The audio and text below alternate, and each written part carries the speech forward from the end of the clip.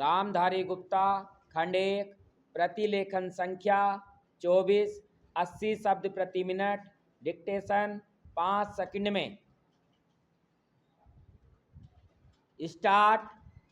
महोदय, यह मानना कि उनको रोका नहीं जा सकता गलत है।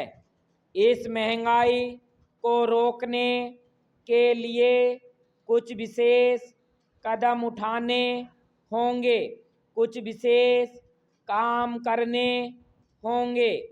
एक विशेष चीज जो इस बजट में आई है और जो घबराहट पैदा करने वाली है, यह है कि देश की पैदावार तो बढ़ रही है, देश का विकास तो हो रहा है, लेकिन इसके साथ ही साथ देश में बेकारी बढ़ रही है और ख़ास तौर पर पढ़े लिखे लोगों की बेकारी बढ़ रही है।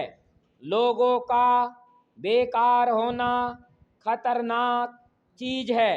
हमारी स्वतंत्रता के बाद शायद यह पहला अवसर है जब हमारी स्वतंत्रता के ऊपर एक आघात हुआ है और हम जिस प्रकार अपनी स्वतंत्रता की प्राप्ति के समय अपना सर्वस्व बलिदान करने के लिए तैयार थे, उसी प्रकार इस समय भी हमें तैयार होना होगा।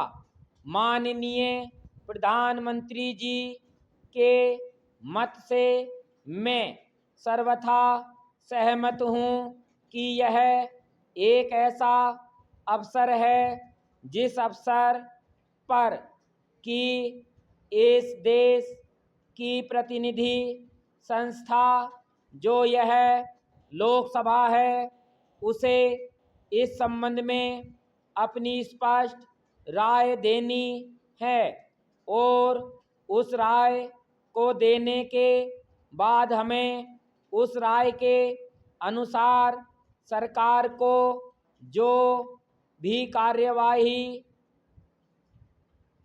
करे उसमें सरकार को पूरा सहयोग भी देना है। प्रजातंत्र में प्रजा के पूर्ण सहयोग के बिना काम नहीं चल सकता, चाहे वह कोई काम हो, छोटा काम हो या बड़ा काम हो। फिर यह तो हमारी स्वतंत्रता की रक्षा का प्रश्न है और ऐसे अवसर पर प्रजातंत्रवादी राष्ट्र को उसकी सारी प्रजा को सरकार के साथ सहयोग के लिए तैयार रहना चाहिए। मैंने यह बात कई बार कही है और मैं फिर इसे दोहराना चाहता हूँ कि अनेक ऐसी बातें हैं जिनमें कि भिन्न भिन्न राजनीतिक दलों के होते हुए भी सब राजनीतिक दल मिलजुल कर काम कर सकते हैं।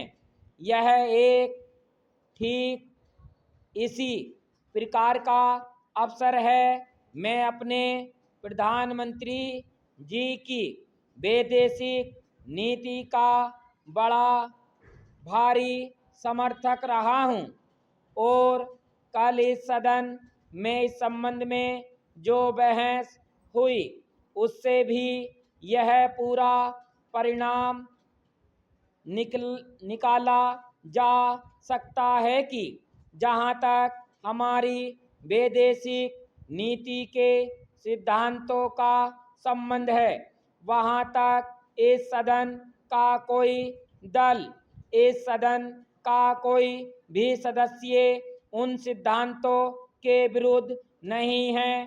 कल मैंने बड़े ध्यान से अपने साम्यवादी दल के नेता का भाषण सुना। उन्होंने यह कहा कि मूल प्रश्न हमारी मूल नीति के समर्थन का है। स्टॉप।